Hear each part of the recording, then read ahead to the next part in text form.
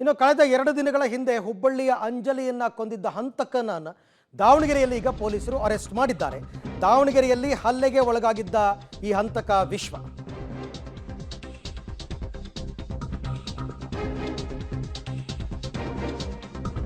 ಹುಬ್ಬಳ್ಳಿ ಅಂಜಲಿ ಹಂತಕ ದಾವಣಗೆರೆಯಲ್ಲಿ ಅರೆಸ್ಟ್ ಆಗಿದ್ದಾನೆ. ಅಲ್ಲಿ ಆತ ಹಲ್ಲೆಗೆ ಒಳಗಾಗಿದ್ದ. ನಾನು ಮೈಸೂರಿನಿಂದ ಹುಬ್ಬಳ್ಳಿಗೆ ಹೋಗ್ತಾ ಇದ್ದೆ, ಟ್ರೈನ್ನಲ್ಲಿ ಬಿದ್ದೆ, ಏನಾಯಿತು ಅಂತ ನಂಗೆ ಗೊತ್ತಿಲ್ಲ, ನನ್ನ ಹತ್ರ ಚಾಕು ಇಲ್ಲ, ಏನೂ ಇಲ್ಲ ಅಂತ ಹಲ್ಲೆಗೆ ಒಳಗಾದ ವೇಳೆ ಪೊಲೀಸರ ಮುಂದೆ ಆರೋಪಿ ಆಡಿರತಕ್ಕಂತಹ ಮಾತು. ನಿನ್ನ ಹೆಸರೇನು? ತಂದೆ ಹೆಸರೇನು? ಸುಭಾಷ್. ಎಷ್ಟು ವರ್ಷ ನಿಂಗೆ? ನಂಗೆ ಈಗ 21 ವರ್ಷ. ಯಾವ ಊರು ನಿಂದು? ನಂದು ಹುಬ್ಳಿ. ಎಲ್ಲಿಗೆ ಹೋಗ್ಬೇಕಿತ್ತು ನೀನು? ನಾನು ಹುಬ್ಳಿಗೆ ಹೋಗ್ಬೇಕಾಗಿತ್ತು. ಮೈಸೂರು ಎಲ್ಲಿಂದ ಬಂದೆ ನೀನು? ಹುಬ್ಳಿಂದ ಮೈಸೂರಿಗೆ ಬಂದೆ. ಹಾಂ, ಮೈಸೂರಿಂದ ರಿಟರ್ನ್ ಹುಬ್ಳಿಗೆ ಹುಬ್ಳಿಗೆ ಹೋಗ್ತಿದ್ದಾ? ಮತ್ತೆ ಎಲ್ಲಿ ಯಾರಿಗಾರು ಚಾಕು ನಿನ್ನ ಹತ್ರ ಏನೇನಿತ್ತು? ವಸ್ತುಗಳೇನೇನಿದ್ದು? ಏನೂ ಇಲ್ಲ ಮೇಡಮ್. ಇದೇನಿದು? ಇದು ಅಲ್ಲಿ ಮಲಗಿದ್ದೆ, ಅವರು ಚಳಿ ಬತ್ತೈತೆ ಅಂತ ಹ್ಞೂ, ಇಲ್ಲಿ ಯಾಕೆ ನೀನು ಎಲ್ಲಿ ಬಿದ್ದಿದ್ದೆಲ್ಲಿ ನೀನು? ಟ್ರೈನಲ್ಲಿ ಎಲ್ಲಿ ಬಿದ್ದೆ? ಜಾಗ ಇಲ್ಲ ಗೊತ್ತಿಲ್ಲ, ಯಾಕೆ ಬಿದ್ದೆ? ಅವನು ಯಾರೋ ಏನೋ ಆಯ್ತು, ನಂಗೆ ಏನಾಗೋದು ನೆನಪೇ ಇಲ್ಲ. ಒಂಥರ ತಲೆ ಎಲ್ಲ ದಿಮ್ ದಿಮ್ ದಿಮ್ ದಿಮ್ ದಿಮ್ ದಿಮ್ ಅಂತ ಸಮಾಧಾನ ಆಯ್ತು. ಮತ್ತೆ ಏಮನ್ ಚಾಕು ಹಾಕಿದಾರೆ ಅಂತ ಮಾಹಿತಿ ಇತ್ತು ನಮಗೆ. ನನ್ನ ಹತ್ರ ಚಾಕು ಇಲ್ಲ ಮೇಡಮ್. ಎಲ್ಲಿ? ಏನಪ್ಪ ನಿನ್ನ ಹೆಸರೇನು? ಗಿರೀಶ್. ತಂದೆ ಹೆಸರೇನು? ಸುಭಾಷ್. ಎಷ್ಟು ವರ್ಷ ನಿಂಗೆ? ನಂಗೆ ಈಗ 21 ವರ್ಷ. ಯಾವ ಊರು ನಿಂದು? ನಂದು ಹುಬ್ಳಿ. ಎಲ್ಲಿಗೆ ಹೋಗ್ಬೇಕಿತ್ತು ನೀನು? ನಾನು ಹುಬ್ಳಿಗೆ ಹೋಗ್ಬೇಕಾಗಿತ್ತು. ಮೈಸೂರು ಎಲ್ಲಿಂದ ಬಂದೆ ನೀನು? ಹುಬ್ಳಿಂದ ಮೈಸೂರಿಗೆ ಬಂದೆ. ಹಾಂ, ಮೈಸೂರಿಂದ ರಿಟರ್ನ್ ಹುಬ್ಳಿಗೆ ಹುಬ್ಳಿಗೆ ಹೋಗ್ತಿದ್ದಾ?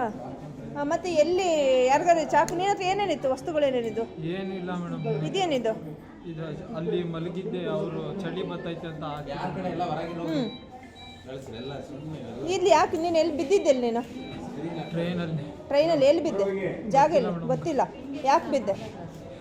ಅವನು ಯಾರೋ ಏನೋ ಆಯ್ತು, ನಂಗೆ ಏನಾಗೋದು ನೆನಪೇ ಇಲ್ಲ. ಒಂಥರ ತಲೆ ಎಲ್ಲ ದಿಮ್ ದಿಮ್ ದಿಮ್ ದಿಮ್ ದಿಮ್ ದಿಮ್ ಅಂತ ಸಮಾಧಾನ ಆಯ್ತು. ಮತ್ತೆ ಏಮನ್ ಚಾಕು ಹಾಕಿದಾರೆ ಅಂತ ಮಾಹಿತಿ ಇತ್ತು ನಮಗೆ. ನನ್ನ ಹತ್ರ ಚಾಕು ಇಲ್ಲ ಮೇಡಮ್. ಎಲ್ಲಿ? ಸೊ ಇದು ಹಲ್ಲೆಗೆ ಒಳಗಾದಂತಹ ಸಂದರ್ಭದಲ್ಲಿ ಪೊಲೀಸರ ಮುಂದೆ ಆರೋಪಿ ಆಡಿರ್ತಕ್ಕಂಥ ಮಾತು.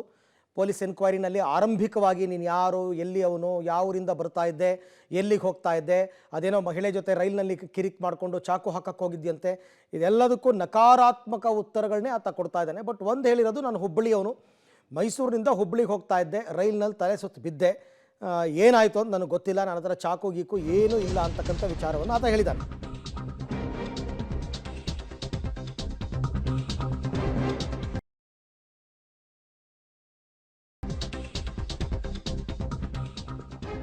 ಓಕೆ, ಅಕ್ಕನ ಕೊಂದವನ ವಿರುದ್ಧ ಸಹೋದರಿ ಕೂಡ ಆಕ್ರೋಶ ವ್ಯಕ್ತಪಡಿಸಿದ್ದಾರೆ.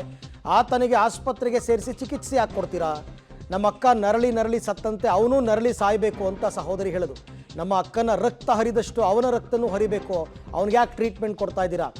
ಆಮೇಲೆ ವಿಶ್ವನಿಗೂ ನಮ್ಮ ಅಕ್ಕನಿಗೂ ಯಾವುದೇ ಸಂಬಂಧ ಇಲ್ಲ, ಅವ್ರು ಪ್ರೀತಿ ಮಾಡ್ತಾ ಇದ್ರು ಅನ್ನೋದೆಲ್ಲ ಸುಳ್ಳು, ಆಕೆ ಸತ್ತ ಮೇಲೆ ಕಥೆಗಳು ಹುಟ್ಕೊಳ್ತಾ ಇವೆ ಅಂತ ಕೂಡ ಆಕೆ ಮಾತನಾಡಿದ್ದಾಳೆ.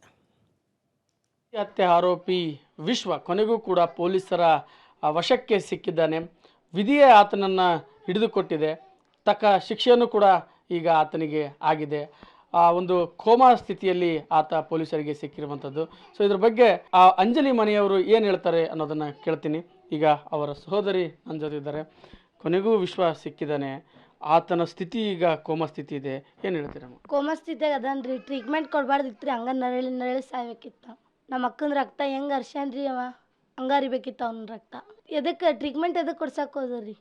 ಈಗ ನಮ್ಮ ಅಕ್ಕ ಬೇಕಾದ್ಲ, ಮುಂದಿನ ಹುಡುಗಿಯರು ಅದಾರ ರೀ, ದೇಶದಾಗ ಹುಡುಗಿಯರು ಅದಾರ, ಮುಂದೆ ಅವ್ರಿಗೂ ಮಾಡಲ್ಲ ಅಂತ ಏನು ಗ್ಯಾರಂಟಿ ಅವ? ಹಿಂಗೆ ಬಿಟ್ರೆ ಟ್ರೀಟ್ಮೆಂಟ್ ಕೊಡಬಾರ್ದಿತ್ತು ಅಂದೆ ನೋಡ್ರಿ ನಾ.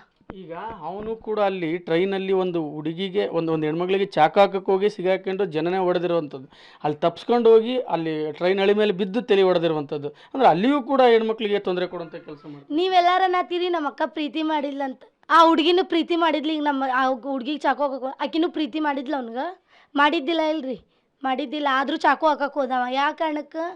ಅವ ಇದು ಇದ್ದಂಗೆ ಅದಾನ್ರಿ, ಹುಡುಗಿಯರು ನೋಡಿದ್ರೆ ಒಂಥರ ಇದು ಮಾಡ್ತಾನೆ, ಅವನಿಗೆ ಶಿಕ್ಷೆ ಆಗ್ಬೇಕಷ್ಟೇ ರೀ. ಈಗ ಅವ್ನು ಏನು ಹೇಳ್ತಿದ್ದಾರೆ ಅಂದರೆ, ನಾವು ಅಂಜಲಿ 15 ದಿನದಿಂದ ಮದುವೆ ಆಗಿದ್ವಿ, ಸೊ ಆಕಿ ನನ್ನಿಂದ ದುಡ್ಡು ಪಡೆದಿದ್ಲು, ನಾನು ಮೈಸೂರಿಂದ ಬಿಟ್ಟು ಬಂದಾಗ ವಾಪಸ್ ನನ್ನ ಕಾಂಟ್ಯಾಕ್ಟ್ ಇದ್ದಿಲ್ಲ, ನನಗೆ ಬ್ಲಾಕ್ ಮಾಡಿದ್ಲು, ಅದಕ್ಕೆ ನನಗೆ ಸಿಟ್ಟು ಬಂದಿತ್ತು.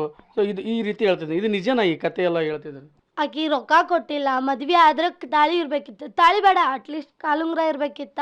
ಆಕಿನ ಮುಂದೆ ಹೇಳ್ಕೊತಿದ್ಲ, ಆಕೇನು ಹೊರಗಿನಕ್ಕಲ್ಲ, ಸ್ವಂತ ಅಕ್ಕಾರಿ ತಂಗಿಯರ್ ಮುಂದೆ ಹೇಳಲ್ಲ ಆಕಿ, ತನ್ನ ಕಷ್ಟ ಸುಖ ಎಲ್ಲ ಹಂಚ್ಕೋತಾಳೆ ನಮ್ಮ ಮುಂದೆ. ಈ ಮಾತು ಯಾಕೆ ಹೇಳಂಗಿಲ್ಲ ಆಕಿ, ಹೇಳ್ತಾ ಇಲ್ರಿ ಮದ್ವೆ ಆಗ್ಯಾದ ಅವ್ನ ಜೋಡಿ ಅಂತ. ಇವ್ರು ಅಷ್ಟ ಕ್ಲಾಸ್ಮೇಟ್ ರೀ, ಅಷ್ಟ ಇವ್ರು ಒಂದು ಎಲ್ಲರ ಭೇಟಿಯಾದಾಗ ಅಷ್ಟ ಮಾತಾಡ್ಸಿರ್ಬೇಕ್ರಿ ನಮ್ಮಕ್ಕ. ಅಂಥದಕ್ಕಿಂತ ದೊಡ್ಡದು ಇದು ಪೊಲೀಸರಿಗೆ ಸ್ಟೇಟ್ಮೆಂಟ್ ಓಕೆ, ಅಫ್ಕೋರ್ಸ್ ಈಗ ಆಕೆಯ ನೋವು ಸಂಕಟ ಎಲ್ಲವೂ ಕೂಡ ಎಕ್ಸ್ಪೆಕ್ಟೆಡೇ ಅಲ್ವಾ. ಕೊಲೆ ಮಾಡಿ ಹೋದಂತಹ ಆರೋಪಿಯನ್ನು ನೀವು ಕರ್ಕೊಂಡೋಗಿ ಹಾಸ್ಪಿಟ್ಲಲ್ಲಿ ಟ್ರೀಟ್ಮೆಂಟ್ ಕೊಡಿಸೋದು ಯಾಕೆ?